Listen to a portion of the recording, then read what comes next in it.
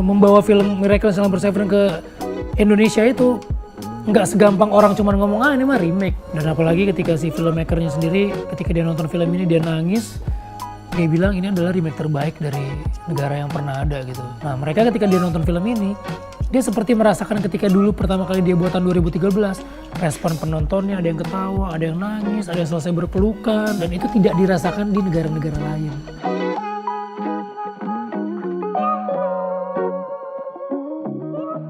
Hai Vivanians, hari ini Reta Putri bakal ngobrol bareng pemain dari film yang sedang membuat bioskop tanah air banjir air mata.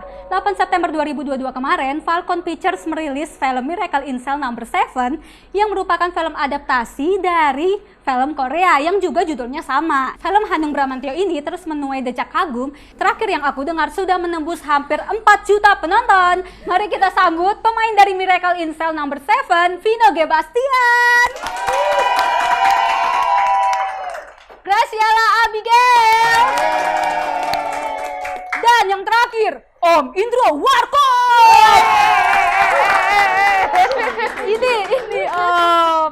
Sebelumnya aku mau mengucapkan selamat untuk film kalian. Aku udah nonton dan dari awal sampai akhir aku menikmati film ini kayak film karya kalian, bukan film remake. Dan dari sinematografinya, make up-nya, setnya, semuanya patut untuk kita kasih apresiasi, guys. Berarti sekarang kita aja yang wawancara, kamu kan udah nonton. Iya. Jangan Om, saya udah dibayar 2 juta satu pertanyaan. Tukaran aja Kak. Sama siapa kamu? Iya, kita Boleh tukeran. digendong Om Vino. Kan 2 juta satu pertanyaan Kak. Oh iya. Udah tahu duit, Grace. Udah tahu. Ayo sini Kak. Bahaya juga ya Om. Oke, karena pertanyaan kita ada 547. Jadi pertanyaan mendasar dulu di awal ya. Udah makan? Udah dikasih makan tadi di Iya bawah. tadi. Ke Vino Udah, boleh? tapi makanan ringan aja. Yang berat. Yang berat Sama air mineral doang. nggak ada yang manis ya? Nggak ada. Jadi nggak enak, tolong nanti beli ya. Sekretaris tolong, jangan bikin malu saya dong. Nggak, bohong-bohong. Matre amat kita sih. Namanya baru keluar penjara. Oh gitu ya. Oke, sekarang kita perkenalan dulu nih buat teman-teman yang baru mau nonton. Kita spill nih karakter dan seperti apa sih peran kalian di sini dari Kak Vino. Saya di film Miracle in Cell No. 7 saya berperan sebagai Dulur Rozak. Dulur Rozak ini seorang yang berkebutuhan khusus. Dia penyandang intelektual disabilitas dan autism. Terus dia harus membesarkan seorang anak, Graciela ini seorang diri gitu. Oke. Terus satu waktu ada suatu kejadian yang membuat dia difitnah telah melakukan pemerkosaan dan pembunuhan anak di bawah umur. Akhirnya dijebloskan ke penjara nomor 7, sel nomor 7 bersama Bang Japra. Oke, langsung aja Mas Indro. Om Mas lagi. Nggak, Om. Mas dong. Om Mas ya. Mas aja ya. Jarang-jarang loh aku dipanggil Mas. Biasanya Mbak ya. Om Indro di sini berperan sebagai Bang Japra tadi Iya. ya. Karakternya seperti apa? Karakternya dia penjahat yang udah lama banget ya. Penjahat yang udah lama dia. Jadi akhirnya saya menjadi kepala blok atau disebutnya foreman kayak gitu. Jadi saya biasa banyak yang manggil Om Foreman, ada yang bilang Bang Japra kayak gitu. Dan saya karena kepala blok apa segala macam, semua biasanya kan di penjara semua orang baru kan dikerjain kan. Nah, dia juga gitu, tapi ketika dia kerjain justru kita menjadi kasihan sama dia karena tuntutannya 340 ya, hukuman mati. Kita menjadi kasihan, apalagi kita ngelihat dia kok lain nih, nggak kayak orang normal gitu. Karena Justru kita orang penjara lebih punya hati, Iya. istilahnya. Nah, akhirnya ketika ada satu kejadian, dia kelihatan membela saya, saya angkat dia, kamu mau apa? Dia kepengen, dia kangen sama anaknya. Oke, Saya akhirnya. bilang, saya berusaha masukkan, saya selundupkan anaknya. Itu Oke. gitu. Baik. Dari mulai situ gitu. Ini siapa? Ibu Jui. Siapa? Titisan Ibu Jui. Aku Kartika kecil, anaknya Bapak Dodo. Oke, Kartika karakternya seperti apa di film ini? Karakternya itu dia ceria, sayang sama Bapak Dodo.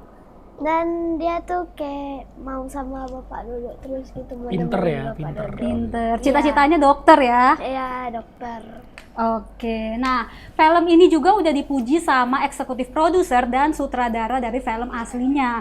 Bahkan mereka jadi terinspirasi mau meremake film Indonesia tuh gara-gara mereka, guys. Jadi luar biasa. Oke, nah kalau ditanya soal tanggapannya pasti bahagia dong. Tapi pertanyaannya kita ubah. Kalau bukan kalian pemainnya, apakah film ini akan sukses? Nggak tahu. Wah, Kan pertanyaannya subjektif boleh dong Jadi jawab. gimana? Kalau pertanyaannya bukan kita akan nggak sukses. akan ada ya film ini. waduh udah pasti. Pasti. Jadi bukan masalah sukses. nggak sukses. Film ini diadakan justru karena kita. Karena kalian. Bahkan bukan sutradaranya. Karena kita. Parah paham. Kaget-kaget dulu. Kalau menurut Ika, pemerannya bukan kamu. Pemerannya bukan Graciela. Orang lain. Apakah film ini akan sukses? Nggak tahu. Enggak dong jawabnya. Enggak. Enggak. Enggak. lah. Soalnya Graciela ini perannya sangat bagus, aktingnya luar biasa dan secara Iya. natural ya. Tepuk tangan buat Ika. Dan waktu itu umur dia masih 6 tahun. Oh 6 tahun, pas syuting Iya. 6 tahun. Iya. Terus sekarang kan dia 10 tahun ya, mau 10 Sekarang tahun. 9. Mau Mau 10 ya. 10 tahun. ya. Mau 10 tahun. boleh, boleh. Mau nggak? Ada Boleh kok, lilinnya boleh. nggak? Kan ada lilin 10 tahun. Oke, bicara soal pemilihan pemain ya. Kalian tuh melalui proses casting atau emang dari Falcon udah memilih ini Dodo, ini Ika, ini Jafra? Casting. Sebenarnya memang kita tuh sering bermain di Falcon Pictures gitu kan. Terus satu saat Falcon itu kita meeting, Pak De waktu itu lagi syuting, jadi ada saya sama Tora, dia bilang dia mau buat sebuah film besar dari Korea Selatan. Saya nyangka kalau misalnya film besar tuh kalau nggak Taeguki, Miracle in Cell No. 7 sama ada beberapa lagi, cuman ternyata Miracle in Cell No. 7. Saya sama Tora langsung bilang pokoknya saya jadi apa aja di film ini saya mau karena film itu bagus banget. Kita tuh ngefans banget sama filmnya gitu, bahkan mau dikasih peran apapun juga kita terima deh. Terus akhirnya tapi belum dikasih tahu tuh siapa jadi siapa setahun kemudian akhirnya film itu resmi dibeli hak ciptanya oleh Falcon Pictures, baru dikasih tahu di plot. Kamu jadi ini, Om Indro jadi ini gitu. Wah kita deg-degan banget. Tapi karena untungnya kita semua punya apa ya, benar-benar naruh hati kita untuk film ini. Jadi kita kerjasamanya, ngebangun karakternya itu benar-benar yang solid banget. Bener sih, apa yang dibuat dari hati sampainya ke hati guys. Iya, Makanya nggak heran kalau film ini hampir menembus 4 juta penonton. Amin. Amin. Luar biasa. Nah kalau Ika sendiri, pemeran Ika, katanya kamu melalui casting. Iya, casting. Jadi kamu kirim video ke Falcon gitu? Enggak, aku ke Falcon ya. Oh langsung ke Falcon. Ada videonya ya waktu Ada. casting. Ada. Waktu casting disuruh ngapain kamu? Disuruh ya acting. Maksudnya actingnya gimana? Suka nanya ya. Bener sih. Bener kan, pinter kan. Maksudnya Disuruh kamu nangis, disuruh adegan yang ketawa, mana ketawa, gitu? ketawa. Disuruh coba yang adegan 1, 2, 3 itu. Oh coba dong peragain tuh. Hah? Coba peragain 1 gitu. Coba kamu peragain waktu kamu casting. Iya. Yang waktu casting tuh ada ya. Tapi sekarang udah beda, kalau yang casting kan tangannya diangkat. Sekarang itu ke bawah. Oh, ya nggak apa-apa, coba aja. Ya. Ya pokoknya semau kamu yang mau yang casting. Iya, apa yang bener. enggak. Coba. Kalau nggak mau juga nggak apa-apa, suruh aja om tantenya nonton ke bioskop. Iya, nonton aja dah. Oh, ditolak sama anak kecil. Udah komersil sekarang. Saya enggak. Bener juga sih, ada harga. Oke, sekarang kita loncat ke perilisan. Perilisan film ini tanpa disadari atau mungkin emang secara kebetulan ya, bertepatan dengan kasus yang sedang viral. Karena di film Miracle ini kan juga membahas soal keadilan. Apakah film Miracle ini mengejar momen? Apakah perilisannya memang sudah ditetapkan di 8 September itu? Atau mungkin momen kejadian itu didekatkan ke perilisan kita. Gitu. Jadi mereka yang ngikutin kalian. Karena kan memang kita sudah rilis, udah ngumumin itu dari bulan Mei kan, 8 September itu kan Iya. filmnya. Jadi mungkin ada kasus yang mau kita nggak tahu sih. Berarti mereka ngejar kalian. Karena film ini sendiri sebetulnya bukan based on true story ya. Tapi ada true story yang based on film ini. Ini benar, ini kejadian benar. Jadi gimana Fi? Iya, jadi waktu di Korea Selatan ini filmnya bukan based on true story, bukan dari kejadian nyata. Tapi ketika ditulis film ini dan film itu rilis, ternyata di Korea Selatan itu ada satu kejadian yang persis sama kayak di film ini. Dan masyarakat di sana, netizen apa semuanya itu membuat petisi untuk membebaskan si Dodoknya yang di kejadian aslinya itu, dan akhirnya pengadilan melihat itu, dan akhirnya si terdakwanya itu yang mau dihukum mati itu dibebaskan, dan akhirnya film ini jadi menyelamatkan nyawa orang yang nggak bersalah gitu. Oh, aku baru tahu lo cerita Iya. ini. Iya, kejadiannya kayak Iya. gitu. Oh, ternyata ada impact Jadi baik ini ya mungkin dari film dicoba kayak gitu supaya bisa diselamatkan gitu. Oh, no ya, no. ini. Jangan dong, Om. Keadilan harus ditetapkan. Kak Vino dan Om Indro, keadilan di mata kalian tuh seperti apa? Baik di film dan di dunia nyata ya? Ya, keadilan kalau yang paling utama adalah keadilan di tangan Tuhan ya. Kan kalau di dunia itu kan keadilan bisa dimanipulasi gitu. Yang adil ternyata sebetulnya nggak adil, yang nggak adil ternyata sebetulnya itulah justru orang yang adil. Yang benar bisa disalah-salahkan, yang salah bisa dibenar-benarkan. Sama lah seperti yang mau digambarkan di film ini, di Miracle in Cell No. 7. Sutradara aslinya, kreator aslinya bilang kenapa film ini dibuat adalah karena memang banyak terjadi ketidakadilan terhadap orang-orang yang lemah gitu. Dan itu terjadi bukan cuma di Indonesia, tapi di Korea Selatan pun juga gitu. Nah, dia membuat film ini, menulis cerita ini karena dia mau mengkritik soal keadilan di hukum di Korea Selatan. Dan ternyata film ini di remake di berbagai negara yang punya masalah hukum masing-masing di negaranya gitu. Walaupun ketika di Indonesia kita tidak mengambil hukum ini hukum Indonesia, jadi semuanya fiktif tetap. Dunianya adalah dunia Miracle in Cell No. 7, bukan di Indonesia. Kejadiannya di Indonesia tapi Indonesia antah berantah gitu. Jadi tidak ada hubungannya dengan kasus Hukum yang sekarang ada di sini, hukum yang ada di Indonesia sekarang nggak ada. Oke, emang dukungan semesta biar film ini membuat sadar Iya. mereka ya. Keadilan di mata Om Indro seperti apa? Saya bahkan ke depan ngelihatnya. Ketika kita semua bangsa ini, minimal 50% bangsa ini tidak mau ada keadilan di Indonesia, tidak akan pernah tercapai. Jadi bukan hanya penegak hukum, tapi kita semua sebagai bangsa. Kita jangan cuma bisa ngomong nggak adil, nggak apa. Karena kita sendiri semuanya nggak kepengen ada keadilan sebetulnya di Indonesia ini. Misal, ketangkap ya udahlah, pengadilan. Kita kan enggak. Masih. Ya kan? Itu hal-hal seperti itu gitu yang menurut saya nggak akan pernah tercapai lah keadilan, karena memang kita sendiri. Orang-orang kan bilang bahwa bukan founding father pemegang Kekuasaan. bukan hanya kekuasaan tapi pemegang keputusan segala semuanya kan pemerintah atau hukum, polisi, kejaksaan, kehakiman. Tapi menurut saya enggak. Kita semua memang nggak ada keinginan untuk mencapai keadilan itu sendiri. Harus kooperatif semuanya ya. Termasuk wakil-wakil rakyat kita sama sekali nggak kepengen keadilan.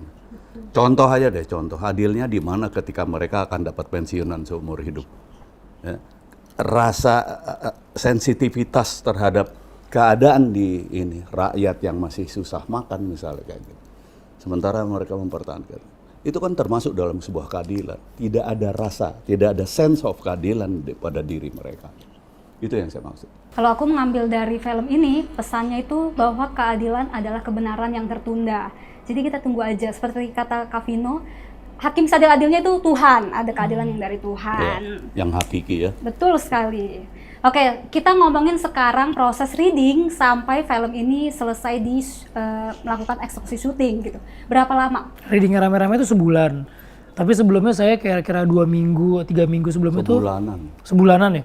Saya riset dulu ke psikolog tentang karakter Dodo Rozak. Terus saya juga didekatkan dulu nih sama Grace karena kan hubungannya ceritanya bapak sama anak. Jadi kita main, kita ngobrol, dibikin games gitu untuk ngedekatin chemistry-nya gitu. Setelah udah dapet, saya juga udah dapet hasil riset, baru kita dibawa ke teman-teman sel. Oh, berarti kalian dulu berdua ya? Berdua, karena kan Grace juga belum banyak terlibat di film, dan sekarang di film ini dia memegang karakter yang luar biasa gitu. Dia ngelit kita semua gitu. Jadi konfliknya kan di dia. Konfliknya di Grace gitu. Jadi Grace harus dilatih dulu bareng sama saya juga. Setelah kita udah kira-kira ya udah oke lah, dapat kira-kira berapa puluh % dari skrip, kita baru masuk bergabung sama Om Indro, Tora, Rigen, semuanya. Oke, berarti Kak Vino ini ada pendalaman tersendiri untuk karakter Dodo ya yang tadi dibilang Harus. Karena saya nggak ngerti, saya sama sekali nggak ngerti tentang disabilitas gitu. Karena kalau salah sedikit, ya pasti akan banyak kritikan dan lain sebagainya gitu. Dan yang terpenting adalah saya tidak pengen ketika orang nonton film ini, saya nggak pengen orang itu melihat kasihan kepada Dodo itu karena fisiknya, tapi karena keadaan itu, ketidakadilan itu yang harus dikasihani gitu, yang harus dilawan, yang harus diperjuangkan. Jadi ketika saya bertemu dengan teman-teman psikolog, teman-teman aktivis disabilitas, mereka tidak pengen dikasihani karena itu adalah ciptaan Tuhan. Keadaan mereka itu adalah anugerah Tuhan. Di balik kalau kita melihat ketidaknormalan atau kekurangan mereka, justru tersimpan kekuatan yang sangat luar biasa gitu. Karena saya melihat langsung. Makanya ketika saya bawa film ini ke karakter saya gitu, saya nggak pengen ketika orang nonton kasihan dengan fisik saya, dengan keadaan kekurangan saya, tapi ketidakadilan di sekitar dialah yang membuat kita tuh harus bergerak, kita tuh harus berontak, kita tuh harus melawan, seperti yang dilakukan oleh Japra dan teman-temannya. Bahkan orang di luar sana yang tidak dalam masa hukuman, yang kita anggap orang-orang baik, justru mereka tidak sebaik orang-orang yang di dalam sel gitu. Ada tekanan nggak sih memerankan peran Dodo? Sebenarnya tekanannya adalah ketika film ini mau dibawa ke Indonesia pasti akan dibanding-bandingkan dengan film aslinya, akan dimulai dari karakternya, ceritanya, tapi buat saya sih nggak masalah gitu. Karena nggak semua negara punya kesempatan untuk dapat meremake film ini. Membawa film Miracle in Cell No. 7 ke Indonesia itu nggak segampang orang cuma ngomong ini mah remake, enggak. Perlu izin dari kreatornya. Kreator akan melihat gimana sih industri film di Indonesia, mampu nggak kira-kira untuk membuat remake ini. Terus siapa yang membuatnya, PH apa yang membuatnya, siapa aktor-aktornya, mereka harus tahu. Kalau mereka nggak approve, nggak akan ada itu film ini di Indonesia. Jadi sebegitu besarnya fight yang dilakukan oleh Falcon Picture dan teman-teman semua ini untuk membawa film ini ke Indonesia. Jadi makanya ketika ada sebagian orang yang meremehkan masalah remake, bahkan menuduh ini sebuah plagiat, ya mungkin kita sama-sama belajar lagi gitu untuk bahwa membuat sebuah film remake itu bukan cuma hanya meniru, bukan hanya mengcopy, tapi itulah sebuah wujud penghormatan kita terhadap sebuah karya yang udah besar di sana. Gitu. Bahkan memberi nyawa ya, memberi nyawa pada film itu sendiri. Iya. Itu mungkin yang paling sulit ya, karena kita nggak bisa memperkirakan itu dapat apa enggak. Ketika kita dapatkan nyawa itu, makanya buat kita mungkin hal terbesar yang paling kita rasakan adalah kepuasan jiwa ya, ketika kita nafas atau kita berkarya. Kalau orang senimannya berkarya, bisa diterima, bisa dihargai, bisa diapresiasi. Buat kami itu hal yang paling besar. Dan apalagi ketika si filmmakernya sendiri, ketika dia nonton film ini dia nangis, dia bilang ini adalah remake terbaik dari negara yang pernah ada gitu. Itu sebuah kebanggaan buat kita gitu. Dan satu hal lagi, dia bercanda juga masih ya. Saya mau buat remix dari film ini. Masa dia udah punya di nge-remake? Nah itu kan makanya dia bercandanya. Ya, bahkan sempat bertanya, lo tadi lip service apa enggak? Enggak bener. Karena gue mendambakan film gue seperti ini. Dia ngomong begitu. Ya. Iya, karena kalau di Korea katanya kalau kita ngomongnya nggak jujur, cuman hanya buat nyenengin orang, itu nggak respect namanya. Jadi mereka kalau suka mereka bilang, kalau enggak mereka tetap bilang gitu.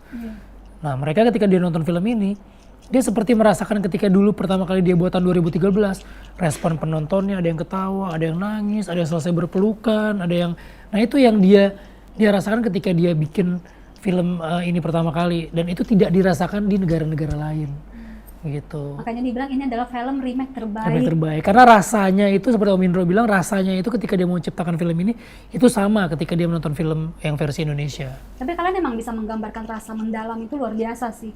Secara konsisten, scene by scene semuanya, dan gak berlebihan menurut aku. Dan keberhasilan juga yang dia bilang adalah dia selain di film ini, selain dramanya yang intens, tapi komedinya di sini luar biasa gitu. Saya tanya dia ngerti atau enggak. Saya bilang saya secara detail saya nggak ngerti. Tapi saya tahu saya tertawa ketika Japra atau Rigen atau siapa itu membuat joke, dia tahu gitu. Karena memang film itu kan bukan hanya bahasa verbal ya, tapi ada rasa, ada hal-hal yang nggak bisa digambarkan cuma dengan teks gitu. Oke. Graciela, Masih ada di sini. Masih. Graciela waktu lagi pendekatan nih sama Om Vino, ada perasaan takut nggak sih? Hah? Takut nggak sama Om Vino? Enggak. Enggak. ya. Om Vino baik ya? Iya. Waktu kamu pertama kenal gimana tuh? Kesan pertamanya ngeliat Om Vino? Hah? Kesan pertamanya? Aku diajarin main, diajarin games. Iya. Kayak aku nih kesan pertama ketemu Om Vino, buset ganteng banget gitu. Kamu cuman bakal curhat deh kayaknya.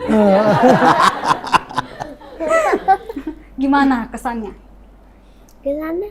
Seneng atau Seneng. mungkin bau gitu Om Vino? Nggak. Seneng. Seneng ya? Iya orang ganteng.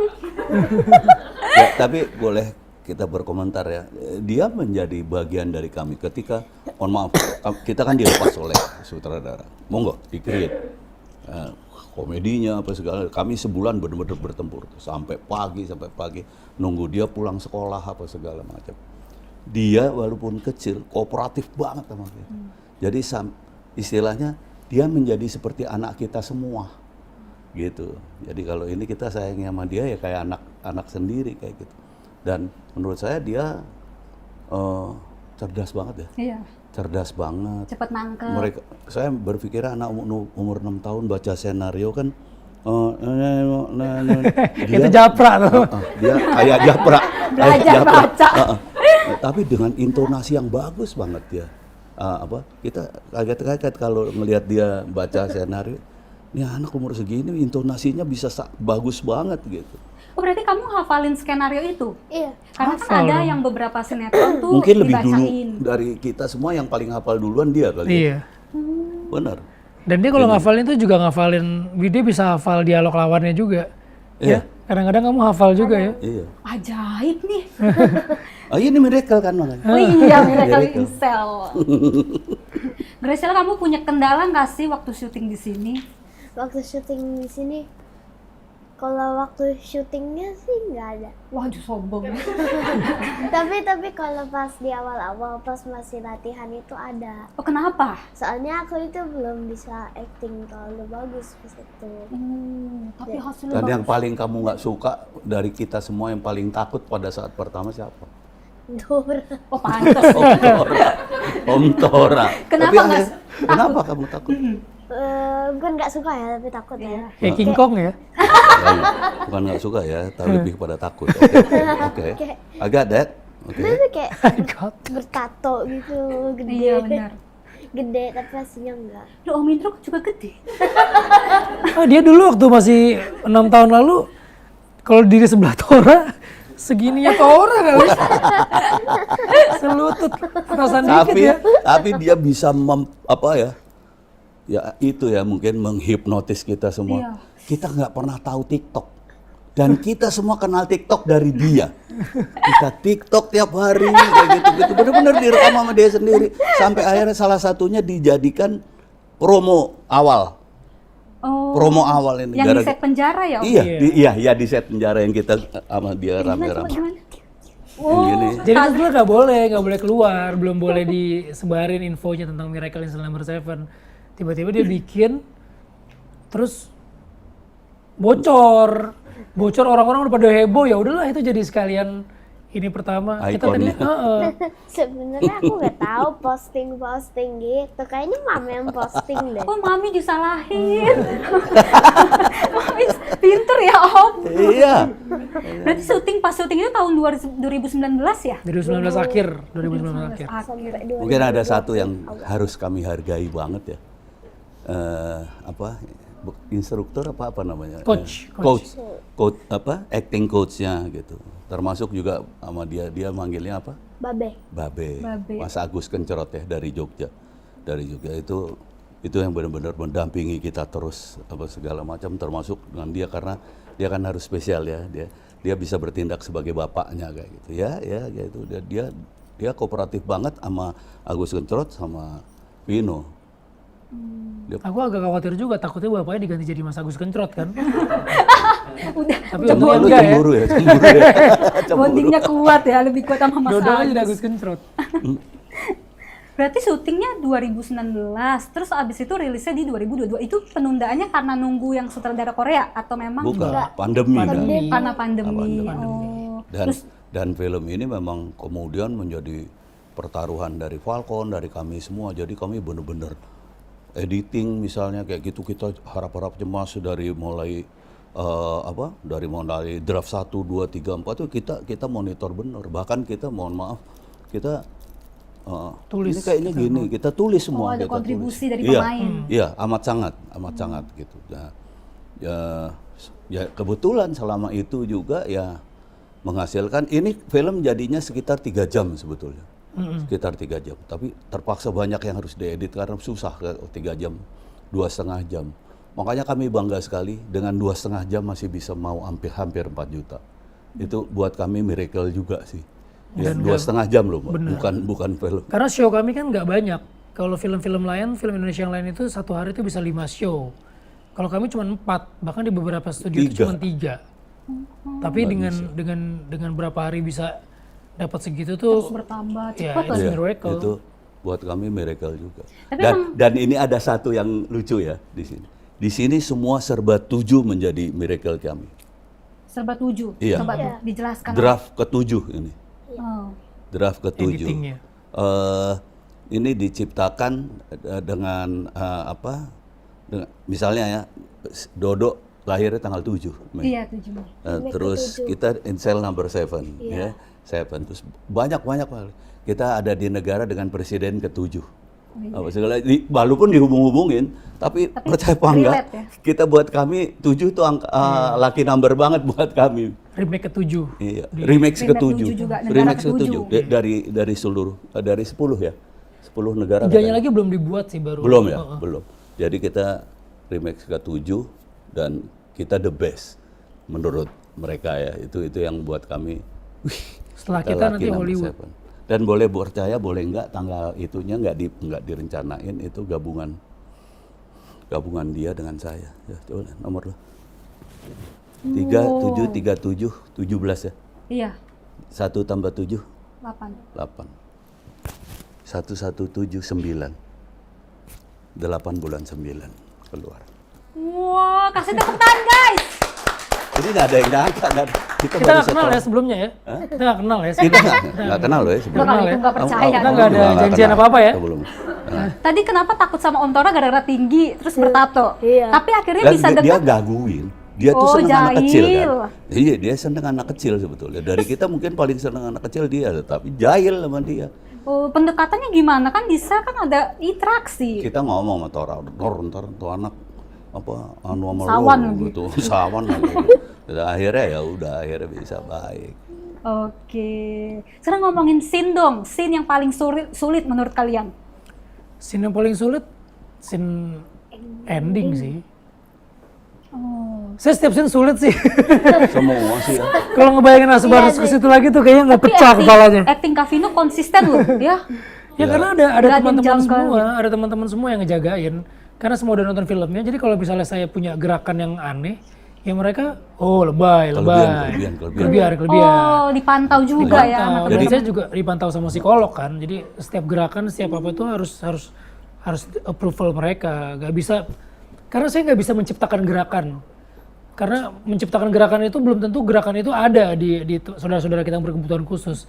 Jadi saya melihat meng-capture orang-orang yang berkebutuhan khusus, ada role modelnya saya ambil. Jadi saya nggak bisa tiba-tiba menciptakan gerakan baru, nggak bisa. Saya takut kalau gerakan itu ternyata salah dan nggak pernah ada di teman-teman berkebutuhan khusus. Tapi mereka ini adalah yang menjadi guidance saya apa ya, biar untuk on the track gitu loh. Jadi Koridor juga. Koridor. Sesuai porsi lah ya. Jadi misalnya lihat deh film ini tuh kenapa bisa untuk semua umur. Hampir nggak ada kata-kata kasar di film ini. Iya. Nggak ada kata-kata kasar yang misalnya kayak bangsat apa ini, itu hampir nggak ada loh. Ada cuman itu kan yang Jawa Timuran, tapi itu kan kemudian menjadi sapaan ya. Iya, Menjadi itu kan- dia nggak Itu jelas jadi sebetulnya artinya dibikin apa. joke kan. jadinya. Iya, jadi Joke masa jadi. gaul. Dan nggak tahu artinya apa akhirnya. Terus Iya kan? gimana caranya orang-orang di sel itu yang katanya penjahat nggak ini, tapi dia justru memberikan apresiasi, justru dia tidak membeda-bedakan tentang saudara-saudara kita yang berkebutuhan khusus. kan kalau di dunia nyata kan orang-orang yang berkebutuhan khusus itu kadang-kadang masih mendapatkan ketidakadilan gitu loh. Tidak disupport. Kayak misalnya untuk naik kendaraan umum aja lah. Berapa banyak orang yang gak mensupport mereka gitu. Nah tapi justru di tempat sel yang katanya isinya pembunuh semua, dia menjadi raja di situ. Karena Bahkan dihargai. sistem juga nggak mendukung untuk teman-teman disabilitas kan. Ya misalnya berapa banyak sih mall yang memberikan toilet untuk teman-teman yang difabel gitu. Atau kursi dorong, jarang kan semua tangga semua ada beberapa tapi belum semua kan hal seperti itu yang kami rasakan juga. Justru manusia yang normal kadang-kadang nggak punya hati untuk mereka. Padahal belum tentu teman-teman difabel ini lebih hebat dari nggak hebat, mungkin mereka lebih hebat dari kita. Itu. Hanya saja sudah diremehkan terlebih dahulu ya. Iya. Dipandang sebelah mata. Makanya buat ini mungkin nambahin sedikit Vino, mungkin yang paling kami banggakan di film ini adalah kerjasama kami. Iya. Itu. Kerasa Terus banget. terang aja, ensemble-nya itu kita juga nggak tahu bahkan sampai promo ya saya ngomong apa nanti pasti disambar sama yang lain kayak gitu dan apa segala macam sampai udah ini gitu loh. Udah jadi satu frekuensi semuanya. Iya, satu frekuensi sekali bahkan sama Grace kayak gitu. Nanti kedepannya Grace mau jadi Dono kalau nggak salah ya? Enggak ya? Enggak, akhirnya kemarin udah pindah. Jadi Didik Boneng ya. Emang Grace tahu? Enggak. Nggak tahu. Tadi Kak Vino kan ngomong scene tersulitnya yang ending ya. Paling sulit tuh yang ending. Buat saya di endingnya yang sama Kartika, yang di ending bersama teman-teman di sel. Itu sedihnya beneran sedih nggak pas acting? Sedih lah, saya ngebayangin anak sendiri, udah sedih banget. Om Indro aja nangis beneran. Itu adegan perpisahan ketika saya ngelepas dia dan saya bilang, terbang yang tinggi. Itu nggak ada di skenario. Oh berarti itu improv? Kami emosi banget, kamu emosi banget. Di adegan itu tuh kami emosional banget. Sangat emosional. Semua. Ketika saya mulai nangis, saya mulai teriak, terbang yang tinggi gitu. Anak-anak semua meluk saya, nangis semua. Sayangnya memang nggak di cover ya, nggak di close karena memang itu kan butuh itu kayak gitu. Dan semua yang ada di situ, kru semua nangis. Itu kayak gitu. Jadi banyak hal-hal yang memang ya itu yang tadi dibilang kami membuat benar-benar dengan hati, dengan rasa, dengan karsa. Alhamdulillah kalau kemudian Allah menentukan bahwa ini mendapat apresiasi dari teman-teman semua, mendapatkan cinta juga dari teman-teman semua. Itu yang membanggakan buat kita. Sedihnya juga nggak dibuat-buat, jadi pas kita nonton pun tanpa sadar ya, netes aja nggak berhenti-berhenti. Sampai ada cowok, aku lihat di TikTok, itu sampai segukan kayak gitu. Karena ini sebetulnya kan berbicara mengenai bapak dan anak. Iya sih Om. Iya kan? Kita pengen ngomong itu sebetulnya, bapak dan anak. Bahkan pada kaum yang kita anggap nggak normal, betapa besar benar cinta dia kepada anaknya atau anak kepada bapaknya. Itulah cinta dari Tuhan menurut kami. Dan harus diketahui bahwa film ini bercerita mengenai cinta, mendapatkan cinta di dalam keadaan yang serem. Tumben bijaksana di sini. Itu Bikin penulis. sendiri. Oh, gue langsung ngeliat aja kan. Lo dan tadi gue liatin lo nggak nyamber. Bagus ya tanya. Nggak, masuknya agak beda nih soalnya ini agak serius kan. Bagus ya tanya. Itu tadi bukan Om Indro deh. Miracle ya. Kalau Grace ketawa. Nggak ada suara. Grace, scene paling sulit menurut kamu? Yang ending juga sama. Oh sama. Iya. Itu di situ kan kamu nangisnya Di bener-bener situ nangis nangis, banget. dia nangis banget. Tapi kan kalau syuting itu kan nggak sekali langsung oke kan, pasti Nah berkali-kali. itu kesulitannya itu. Kadang-kadang di kedua ketiga kita udah nggak bisa Nangis. kelihatan air mata. Nah. Kayak gitu. Gimana? Tapi kita tuh diajarin sama dia cara nangis. Gimana Grace? Caranya itu kayak buka mata gede-gede. Buka aja terus sampai perih matanya. Kagak kedip. Iya. Begitu. Iya, nanti perih kan ada air matanya. Ya bener dong Grace. Ya malu deh. bener. Dibuktiin sama Tora. Iya lo. Oh bener. Ntar lama-lama nangis. Gitu ya. Iya. Gitu. Tapi kamu acting nangisnya tuh bagus banget. Kamu emang mengerti keadaan dari film itu? Atau Nggak, emang di bawah disentil-sentilin sama Om Indro. Sama Denny Sumargo dong. Disentil kan adegan sama Denny Sumargo. Terakhir, scene yang paling kamu suka? Yang paling aku suka. Nggak ada juga. Yang mana ya? Hampir semuanya suka. Makan martabak kali ya. Makan martabak, nari, nyanyi. Bang Japra belajar nulis. Oh iya. Iya. Ngajarin Bang Suka nggak? Japra itu ya. Ngajarin Iya, Bang Japra. iya. Sama main balon di penjara. Main balon. Diledekin dong. Kalau scene favorit Om Indro? Scene favorit saya tuh sebetulnya ketika saya diselamatkan oleh seorang yang Oh, kita kata. itu aja sih. Kita nggak boleh spoiler, makanya Nggak. nonton. Itu buat saya di situ saya harus ngeliatin titik baliknya saya berubah. Iya, yang dari sangat. Iya. Dan itu banyak yang kepotong itu kalau semuanya dimasukin kelihatan benar tuh alurnya bagaimana saya mempengaruhi seluruh penjara untuk itu. Karena untuk memperpendek durasi Iya. ya, Om. Oh, Itu aja udah 2,5 jam. Kenapa nggak dibikin season jadi 2? Mungkin rencananya nanti kita mau bikin extended version kayaknya. Oh, yang secara full ya. Iya. Nice.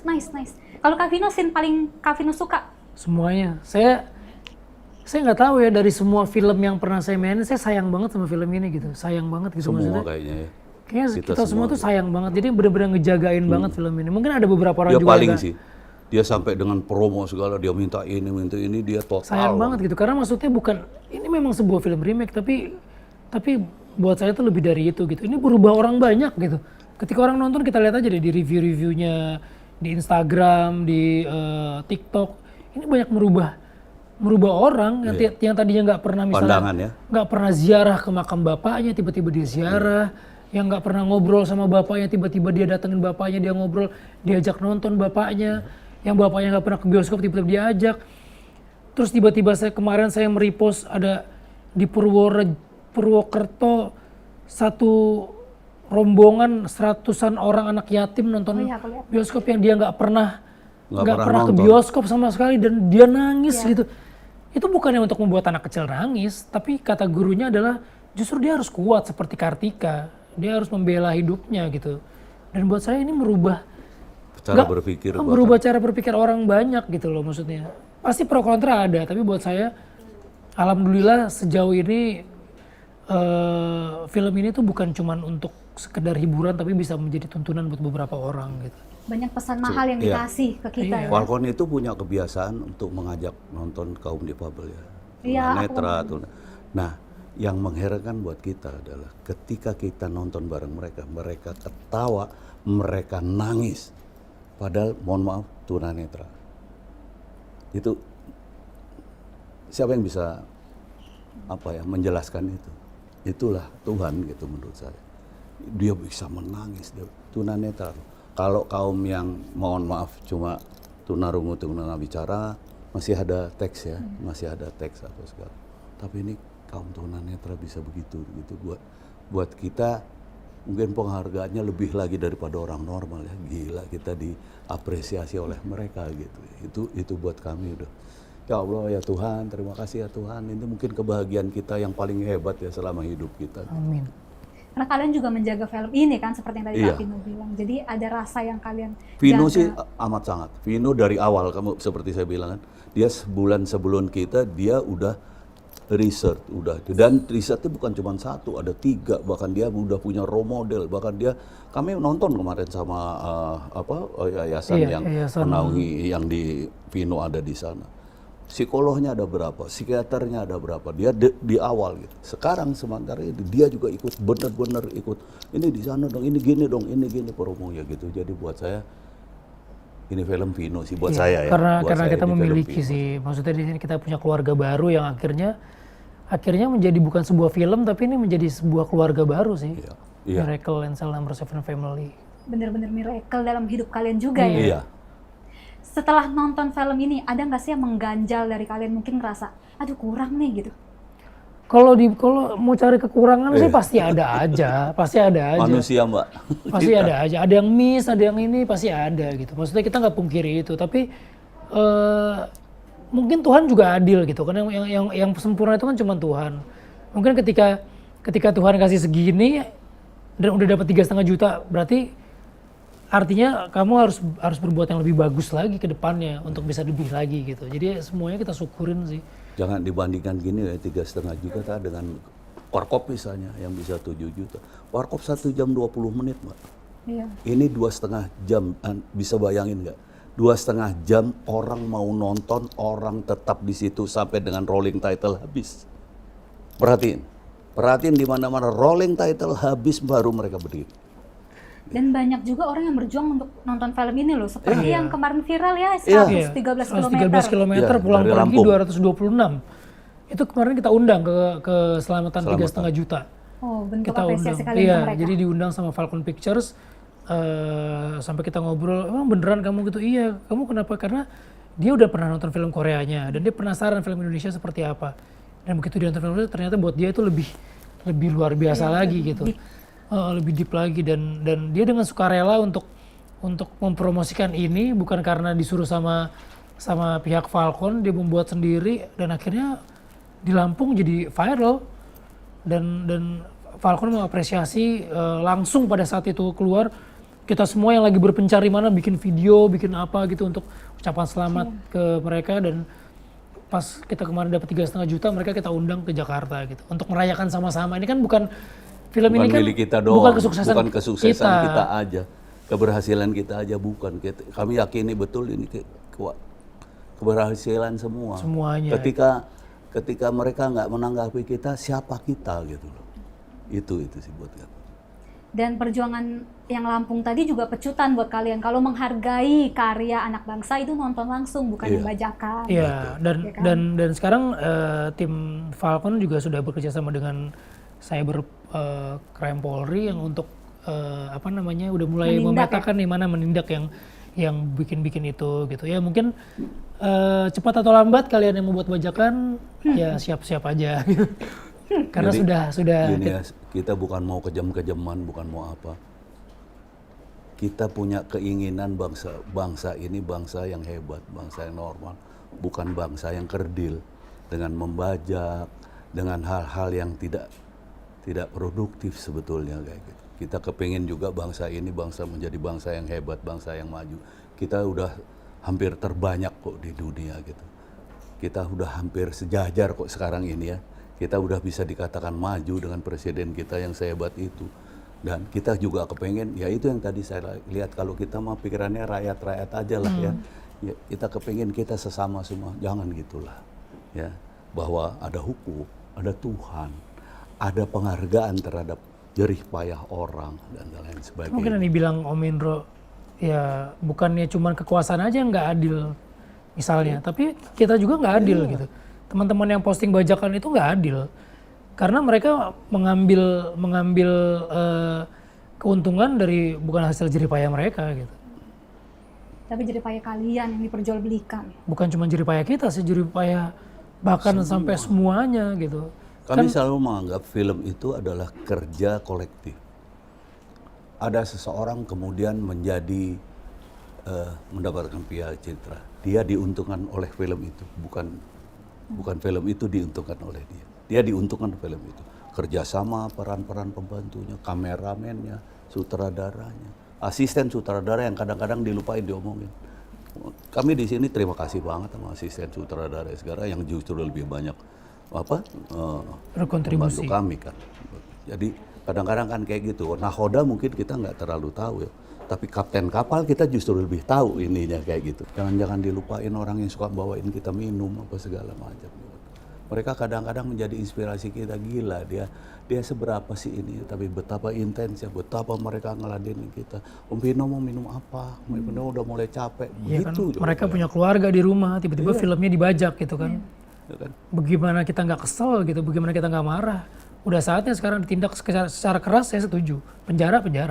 Karena memang kita nggak bisa dibaikin kelihatannya. Ya terpaksa lah. Harus tegas ya. Mereka memilih itu gitu loh. Iya kan? Hati. Oke, ini sekarang kita ngomongin set lokasinya. Aku agak-agak kaget gitu, ternyata balon udaranya itu real ya. Real. Aku pikir tuh bakal bikinnya tuh green screen kayak yang asal atau apa, ternyata wow. Itu bisa dijelaskan prosesnya seperti apa? Yang naik. Jadi balon udaranya itu memang real, tapi tetap diikat di kren karena takutnya terbang jauh. Kita nggak balik. Dan Kita nggak balik. nggak bisa dikendalikan untuk kamera kan. Kalau terbang karena ke bawah angin kan gitu. Tetap kita mesti ini. Nah, kalau dengan kren itu menjadi resikonya menjadi kita lebih sebentar aman. waktunya. Nggak harus berkali-kali karena ininya ke bawah angin apa segala macam. Jadi Ya, iya, keren. jadi balonnya udah diterbangin, tapi dia diikat ada tali-talinya karena kalau enggak dia akan goyang terus kan, akan terbawa angin terus gitu jauh. Tadi itu takut loh Mbak. Jadi, Ngeri itu di atasnya sih ngeri. Itu tingginya benar-benar tinggi, benar-benar tinggi sekali, tinggi banget. Grace juga takut waktu naik balon udara. Takut dia sampai pucet. sempat mau nangis dia. Tapi nggak kelihatan ya Papa Om ya? Papa Dodo yang ini. Aku juga takut, cuman kan kalau tolong Grace buruan takut takut gimana? Dia selalu teriak buruan dong, tolong buruan ya, udah aneh. Ayo, Dia ayo, takut dia gitu. kan. Dodo takut dia justru. Tapi Grace keren banget, tetap kelihatan happy dia di atas Iya. balon udara. Karena mimpinya dia mau terbang. Itu Pak Dudu juga. Iya. Oke, kalau yang soal set penjara, apakah emang syutingnya di penjara atau memang itu set khusus yang dibuat? Ada dua, jadi set di penjara aslinya ada. Yang di kayak mana? bagian Balon itu di balon penjara. itu penjara asli. Oh, Terus apa namanya yang Yang Dodo geng- masuk ruangan itu? geng Japra, Iya. Japra yang sekitar apa namanya balon itu juga asli ya. Ya asli. Terus Persiapan itunya semua asli. heeh. Nah, yang interior itu di mana di studio.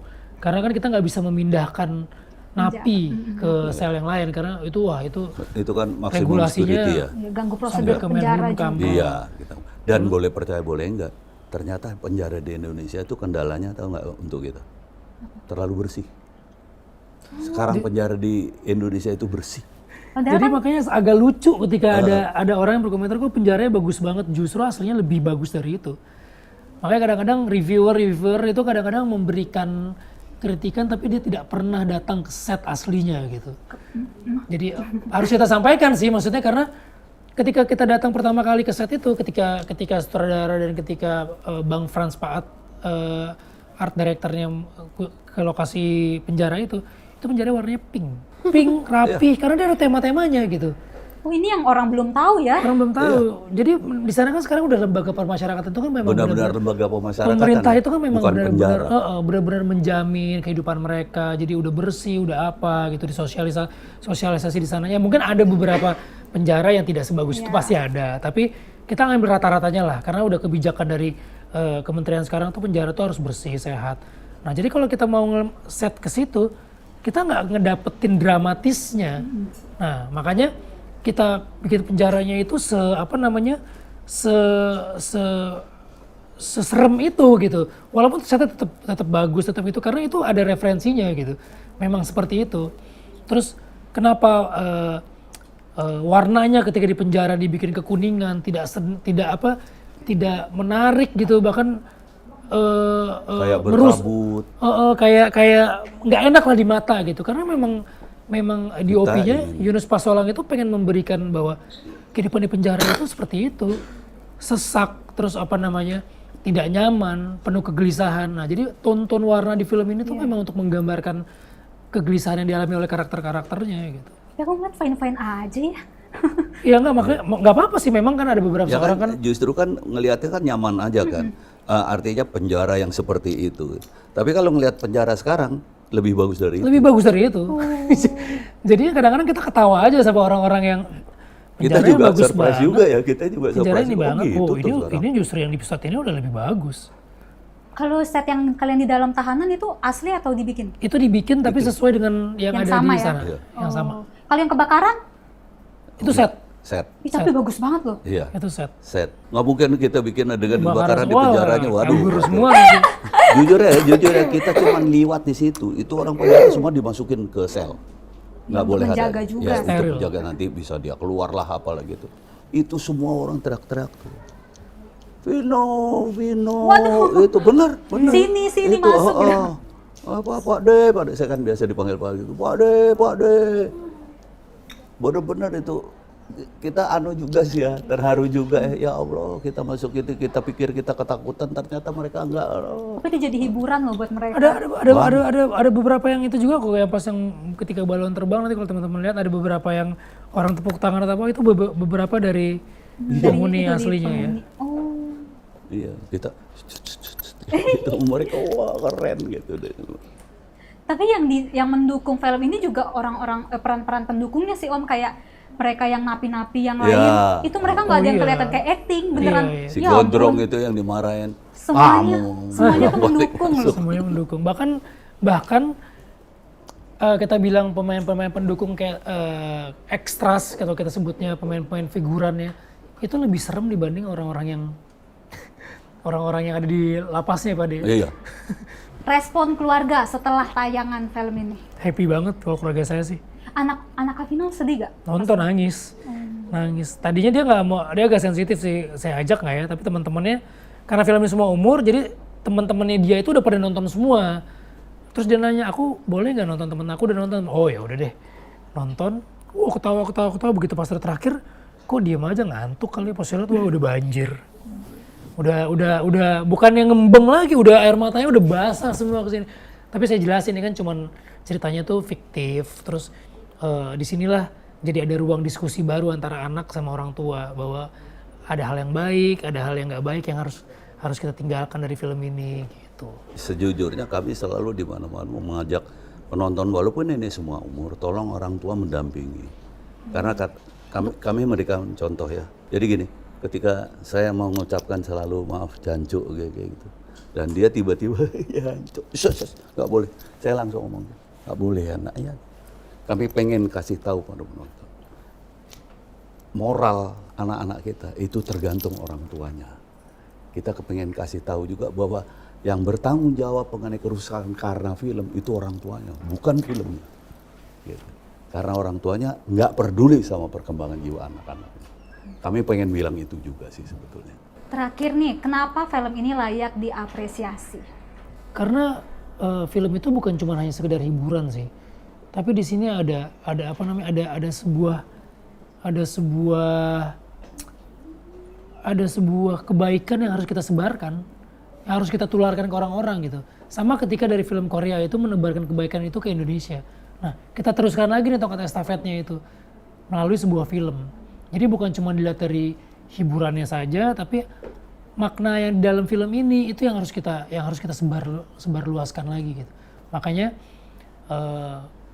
berita baik dari mulut ke mulut yang setelah nonton ini tersebar luas, bahkan sampai ke panti-panti yang di pelosok itu buat saya itu satu penghargaan yang luar biasa ya Om Indro ya. Banget. Jadi ketika hal itu bisa menyentuh orang-orang yang 113 km untuk nonton film ini, menyentuh adik-adik kecil dari